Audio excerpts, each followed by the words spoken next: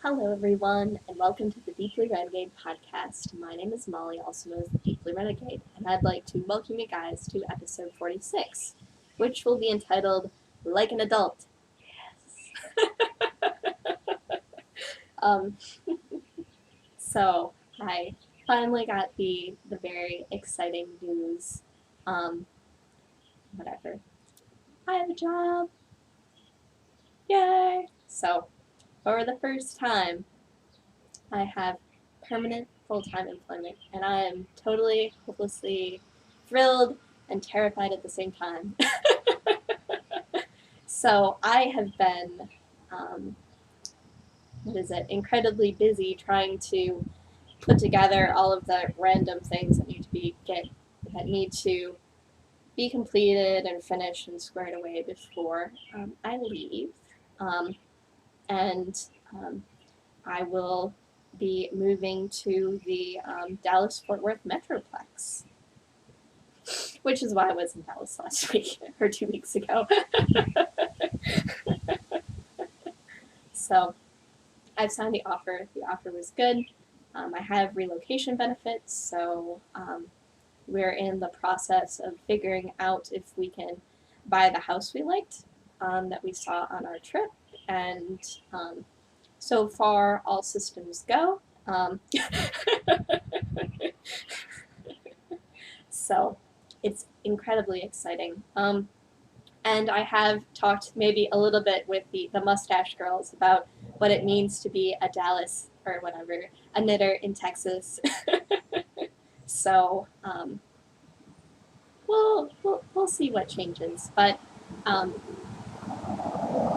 like I've been so tremendously excited. Like I've been thinking about this since March. So it's definitely been a very, very long process to get hired. But starting June 30th, I'm going. So I am so excited to be able to share that with you guys. Yeah, but this is really a knitting podcast and spinning. So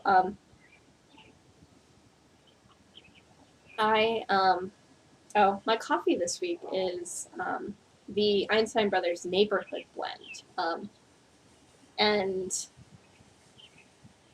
it's definitely much more of a regular coffee than their vanilla hazelnut. I really like their vanilla hazelnut a lot, but I was sort of in the mood for a change.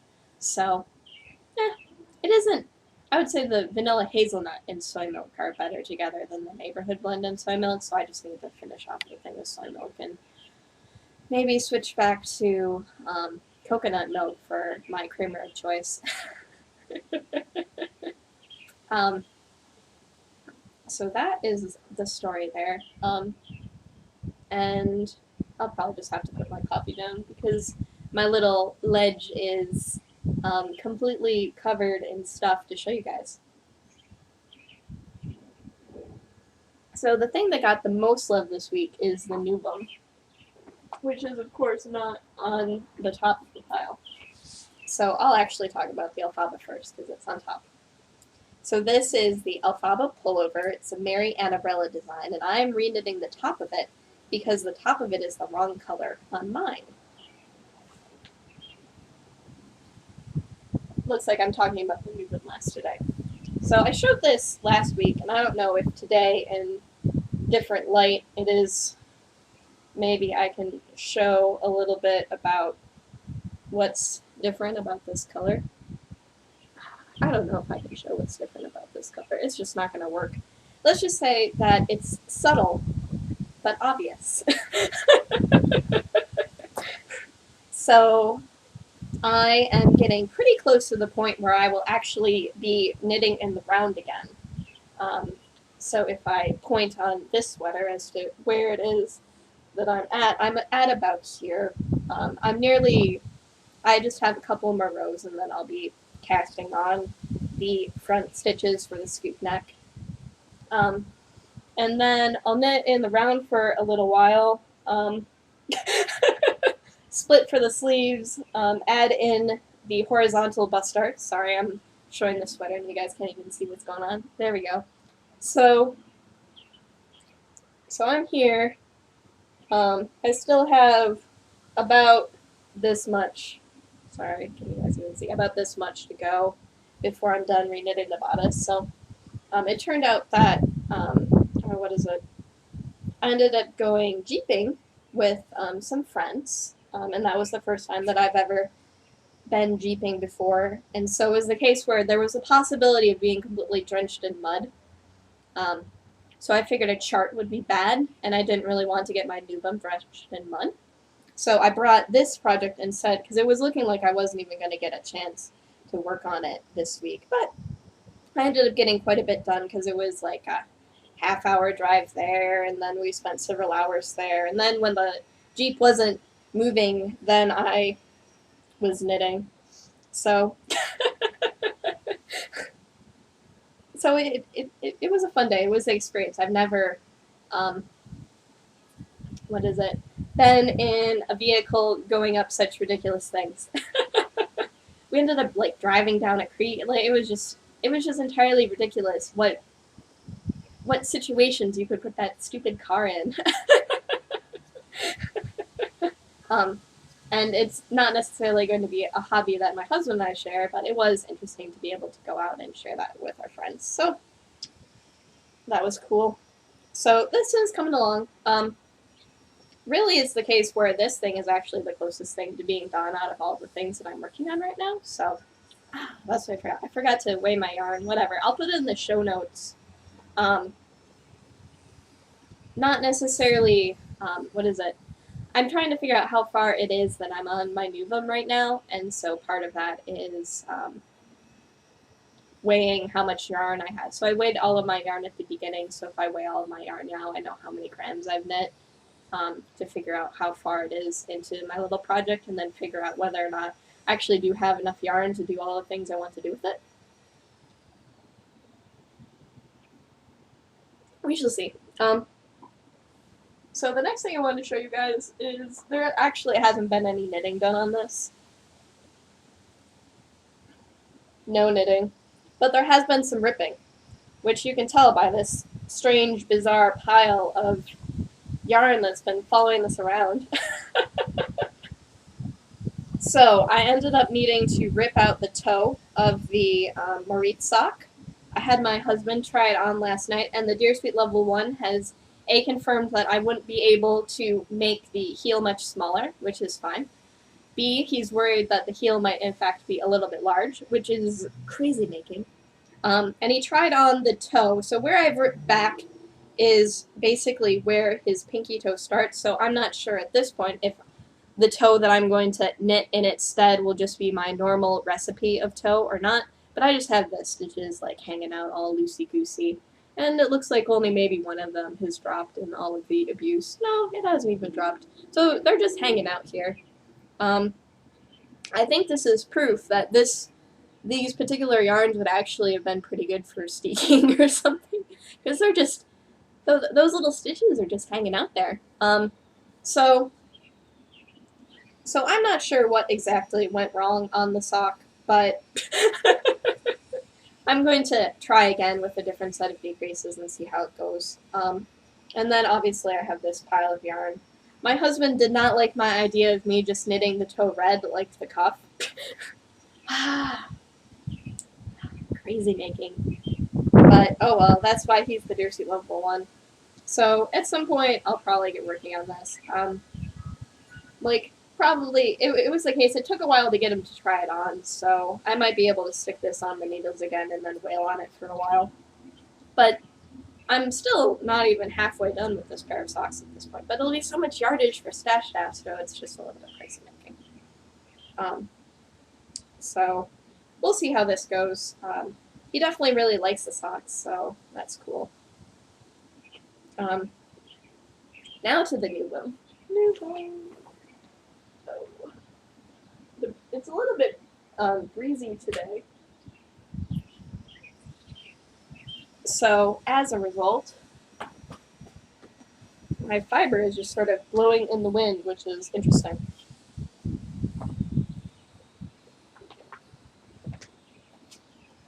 Oh, snap. I just dropped my pattern. I'm going to pause this and retrieve it because it's windy today. Okay, no, sorry about that, guys. It might just be a giant farce today. Who knows? I don't even know why I brought up the pattern. I'm not sure what I was thinking. So, walk on the moon, walk on the Nuvum, whatever the hell this thing is. It is more walk on the moon than it is Nuvum at this point. But this is the blob size currently. I'm not sure how many grams, but I'll put that in the show notes. This is a pattern that is by Arlene's World of Lace, and the Nuvum pattern is by Martina Femme. And I have knit so much hair into this, oh my gosh. Bane of my existence. So this is how it is looking so far. And I figured to stick it on 2 circs so you guys could actually get a much better view of what's going on. So I am, but this is why I brought the pattern out. I'm into the second chart now. Let me check on the row. Walk on the moon. So I am currently knitting chart 2, and I am working on row 53. So I'm pretty much basically at the beginning of chart 3. So we're talking down here. There's still quite a bit of chart 3 left to go, which is fine. Safely contain the pattern. All right. And so, what is it? So I'm getting, now I need to look at chart 2 again to be able to talk about what's going on. So chart 2 is entirely comprised of the A and B colors. So I'm still pretty far from getting into C at this point. So this chart goes from rows 51 to 100. So I have some, oh wait, no, I am on a different row than I thought I was. I'm actually knitting in the wrong color right now.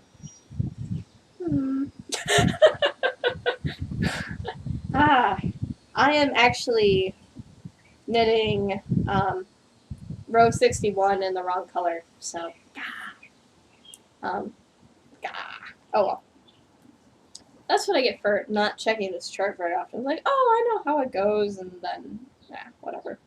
So I have half a row of this in the gray color, and it's not supposed to be. So I still have a pretty good way before I end up incorporating the piney green on this, so whatever, I've been letting it roll around in my bag. This weekend will be an excellent opportunity for Nuvum knitting, so I think that's probably going to be the only projects that I bring with me, because we're going to be climbing in the Red River Gorge. And so this should be good climbing knitting. Sure, there's 3 balls of yarn, but whatever. There's a lot of driving in a car and whatever else. So that is coming along swimmingly, and I will update you on you guys on how far I really am on this. So I'm looking to make 300 grams or more of shawl. So we'll see whether or not I'm 50 grams in or more than I thought I was or something like that. I'm not sure. I have 140 of the Magnoli. I have 69, I think, of the Graf Rots. And then I have 100 grams of the Piney. So we'll see how it goes.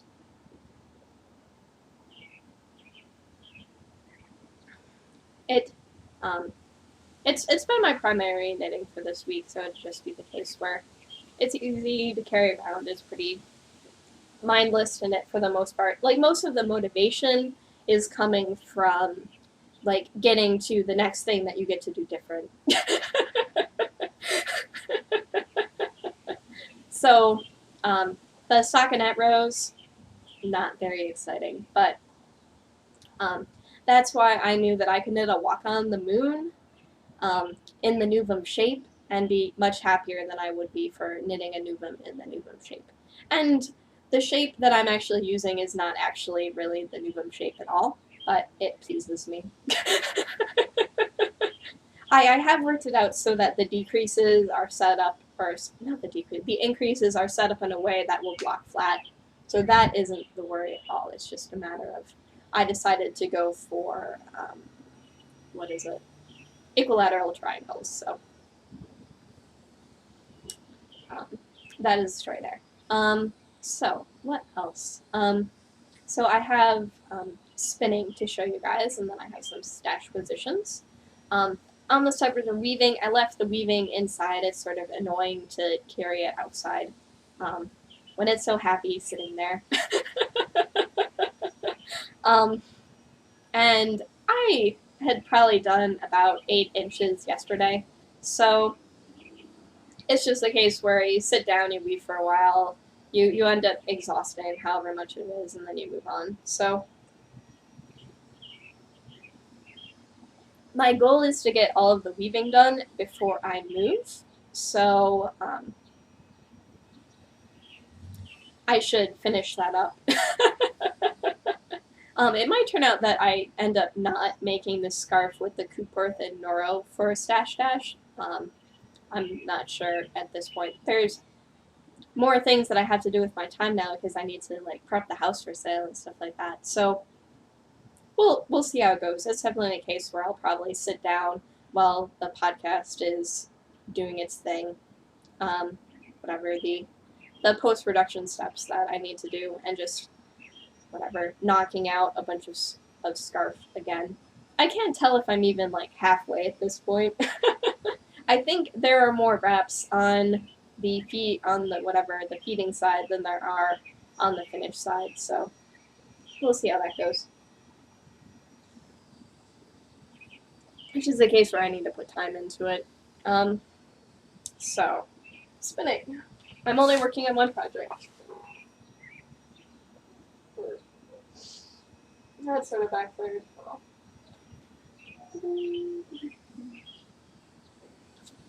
So I am on the last color repeat of the first half that I'm spinning of the NAS Superwash Merino in the Primavera colorway. And the Superwash Merino, I'm not going to pre-draft. Oh my gosh. It's so diffuse and flowy and all that other stuff that it just goes where it wants. But this is where I am right now. So I just am working through this reddish pink section. I just finished the russet part. I'm getting pretty close to the 2 ounces on the spindle. It's soft and squishy and quite amazing, and I've never spun anything like this before in my life. It is ridiculous. Which has resulted in me re-upping for the next 3 months of the Nest Fiber Club. Quite lovely. And sorry guys, at this point all of the spots have been sold out. It was something that went really, really fast. Like someone had reminded me Wednesday that the club was up, and that there were spots for everyone who was currently in the club and on the wait list for the first day. And then the second day was for everyone else, and I got reminded on the second day and joined. So, I am quite amazed. I'm quite happy. It's been a lot of fun to spin the fiber. And it's coming along. So isn't that just ridiculous looking? So ridiculous. It's just total floof. This is the first time that I've ever been able to spin from a full braid before, and it's been no big deal at all. And it's been very pretty to see how the colors like blend together, and what it looks like on the fiber isn't necessarily an indication of how it looks when it's spun. I am going to be 2-plying this for maximum barber pulling, doing a fractal thing with it. So we shall see how it goes. And then I'm going to try to limit how much I handle the fiber and the splitting and all that as much as possible, because I did sit down and pre-draft this, and it's just made it a little, like, I don't know if I over pre-draft. I don't think I over pre-drafted. It's just the prep's so good you don't need to, if that makes sense. The prep's so good. I'm really impressed. And the colors are quite fetching. So that is the story there. it probably won't take me too much longer to get through this. I think I did an entire color repeat yesterday. Um, and I think that there were probably 4 color repeats in the sections, so I'm probably at 1.5 ounces at this point, done with this spin. So we'll see how it goes. I've seen other examples of other people who have spun it up, and it sort of validated my idea of, doing a fractal on this, because it just will be quite pretty. So that is the story there. And I'm actually going to put this back behind me. Okay. So I do have some stash positions this week. I was actually fairly excited. So as promised, I did end up getting my June shipment of the Nest Fiber Club. I was very excited when I opened it up and saw that it was Polworth silk. I have a feeling, because I think I have tried out almost every single possible iteration of, or that I have fiber in my stash, which pretty much covers every single possible iteration of ways that you can include sheep and silk together. So this is, oh, it doesn't say on the package. I haven't even entered this into my stash yet. I took a photo today, so I did all my photo taking before podcasting, like an adult. So this doesn't indicate what the ratio is. If it's common with the commercially available sorts of things, I'd assume that it was 85-15. And so then this is the fiber. It is sort of a dark brown, a darker green, a lighter green, yellows, and it's definitely a reddish dark brown. I'm just playing with it in my lap. So, and then there's the greens that sort of head towards teals. So this is what it's looking like. It is quite gorgeous. I ended up deciding not to order extras for this, but it is very, very fetching indeed. And there's maybe a little bit of gray also in here, which I don't know if that's just random or whatever. So definitely maybe a little bit thinner of a section than the Superwash Merino is, but that's not too big of a deal. And I'm excited that my club, purchase had ended up with something that luxurious. Apparently, Jen of Nest was pondering about what she had actually wanted to put it on, so there had been some pondering about Superwash Merino and BFL and then Polar Silk. But I'm really excited to have this blend to spin. I would say that my favorite colorway of the club was the Primavera, which I'm spinning right now. And that based on the pictures of the finished yarn, the Magpie, despite maybe not necessarily being totally to my taste, does end up making a pretty gorgeous yarn overall. And what is it? It's just the case where it'll be interesting to try everything out. Because I would say, what is it? I have 2 braids of merino silk. I have 1 of BFL and Tussa. I have 1 of camel and silk. And now I have the Polworth silk. And I think I only have 1 braid in my stash right now, which is just merino, just Polworth. Isn't that hilarious? Just Polworth. So, apparently, I like the nice stuff. In other spinning-related news, I'll talk about that at the end. So, and the colorway of this one is Chautauqua? Yeah, Chautauqua. It means something. I think it's a like creative people, artisty movement thing. I don't really know. It's not. I don't really care either. So this is the June 2014 Nest Fiber Club thing. So happy. And I ended up getting a surprise in the mail. So it was the case where back in during the polar vortex, Nanny Shori is her Ravelry name. Her first name's actually Lauren. She was complaining on the CPA board because she wasn't able to get out of her house to go to the hardware store to get a, what is it, I think 5 30-second Allen wrench so she could play with her art wheel. So I ended up going out. I thought I had a spare 5 30-seconds. It turned out I had spare 3 30-seconds. So I just ended up going to the hardware store and picking up a little multi-tool for her, and I sent it to her. And so she ended up sending me some yarn, which was very exciting. So I ended up getting this yesterday, which was a nice surprise to come back and be like, yay, goodies! So that was very sweet of her. Her shop is called Chinchilla's 1957.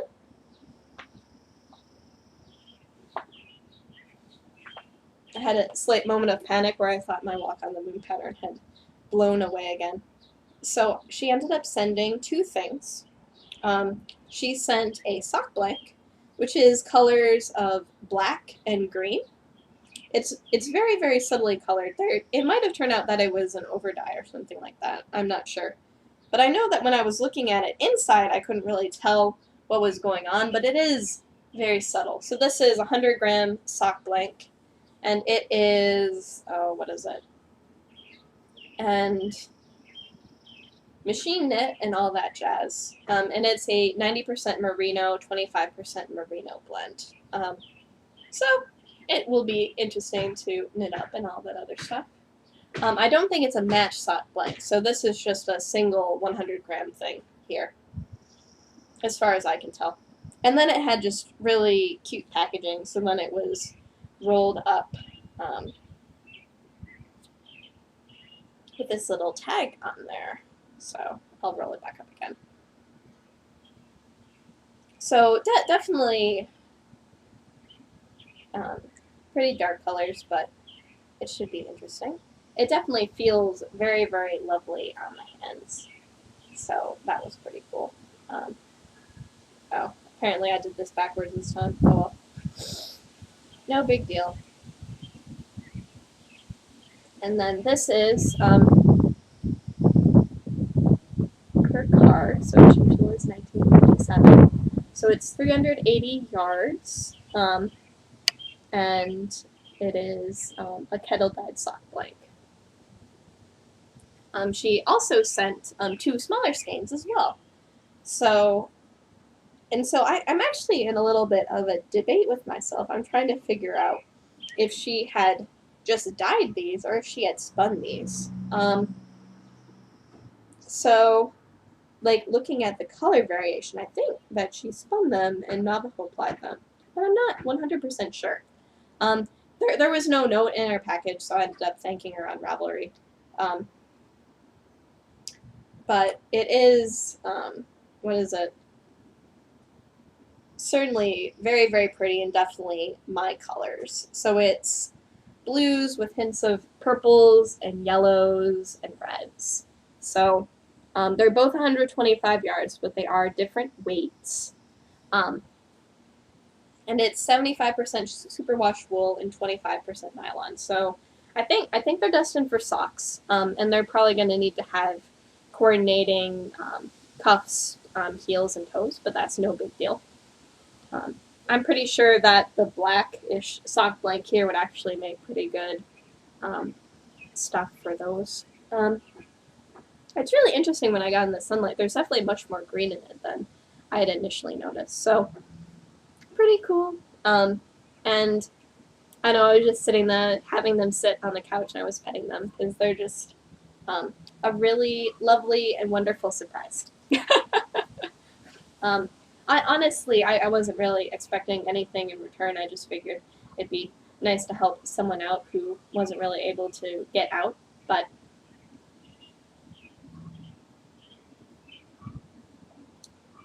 such is life. So I'm definitely pretty thrilled about that. Um, let's see other things that I want to talk about. Um, oh, right. So I was going to start launching into my plans for this week. So um, what is it? I ended up finishing the draft of a paper that I've been working on to finish up my stuff for Sandia National Labs. And so I finally got that draft out to my former boss at Sandia, which means that I can have sushi. Yay! So Jyoti and Anna and I are going to be having sushi on Thursday, and afterwards we're going to prep fleece. Fun times.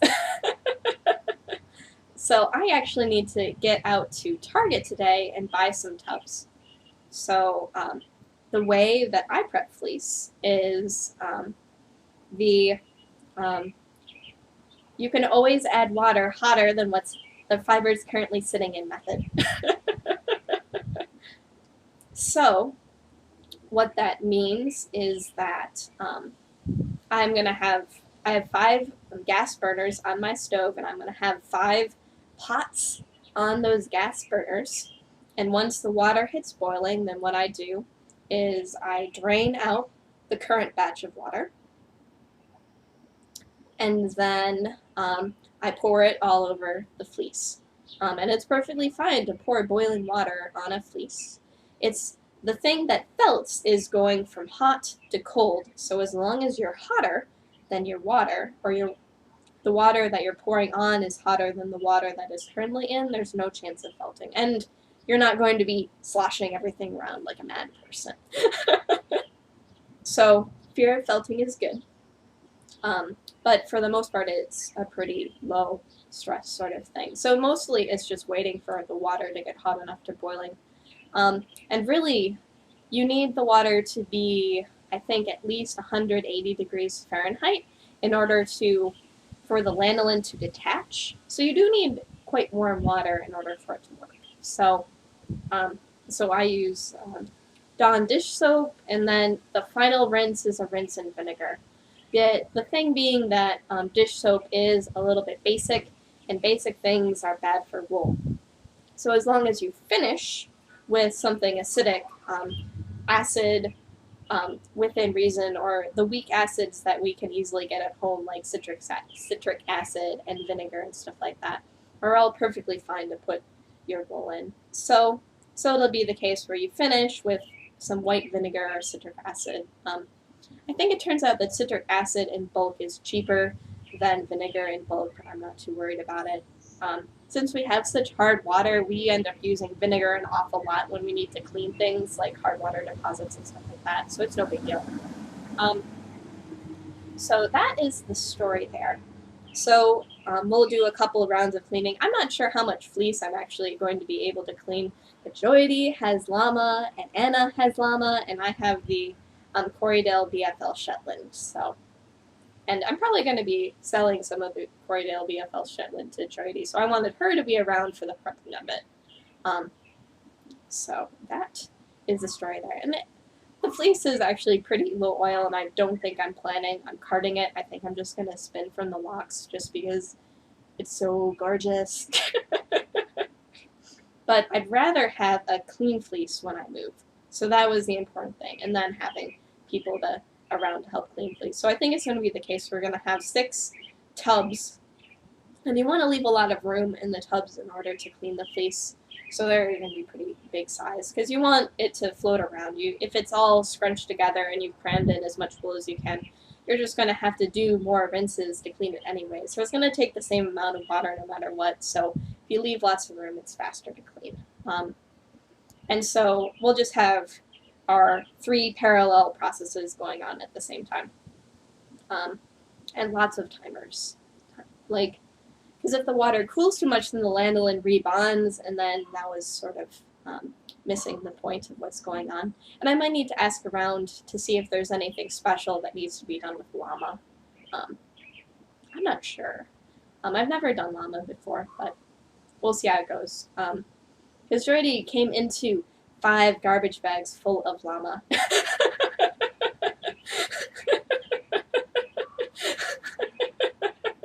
There was some debate as to the size of the bags of llama, and she was going to be a little worried if it turned out it was garbage bags, and it turned out it was. So I'm probably going to be getting some llama too. We'll see. Full of silliness. Llamas are the meanest of the dromedaries. So I'm really excited about that. I'm really excited to... I was on a sushi moratorium before I finished the paper, and so it had just worked out that Thursdays are normally the days where I end up getting together with my Purdue graduate student knitter friends. So as like probably the most specialized group of people ever. Engineering graduate students who knit. But there are so many of us. It makes me so happy inside. And so feeding maybe into that is that if you are in the Dallas-Fort Worth area and you watch the podcast, let me know and tell me what knitting groups you're in and where you go to buy stuff and all the other fun stuff. Some very nice things about the Metroplex is that they have Madeline-tosh. Unfortunately, the yarn store, we ended up visiting the yarn store in Plano, and we had discovered that it was closed. So that was a little bit sad. But I have talked to one of my knitting friends in the Dallas area, and she says the yarn shop on Forest Lane is perfectly acceptable, which I believe is Holly's yarn. So we shall see. And that would probably be the closest local yarn shop to where I'm going to be ending up. So, cool. My job is actually in Plano, Texas, not in in Dallas itself. So, just interesting fact there. So, like talking with the relocation coordinator, she was like, "Oh man, Alan, that's pretty far away," and be like, and then she was like, "Yeah, they'll set you up in Dallas." Or like, "Wait a second, my job is in Plano." He's like, "Oh, Alan's not so far away then." So all sorts of craziness there, and hopefully I'll keep you guys updated as developments come in. Obviously, we're selling this place. We're trying to buy a new place. I have temporary housing that I'll end up having to at least start my job. All the craziness with loan applications and all the other stuff. That's been my week so far, has been loan applications. But I have been through it before, so I sort of know the song and dance and all that other fun stuff, so it's not a big deal. So, anything else? I think that's everything for this week. I should be able to record again on the 17th. Yeah. So, or what? Because today's the 10th. Did I mention that at the beginning? Whatever.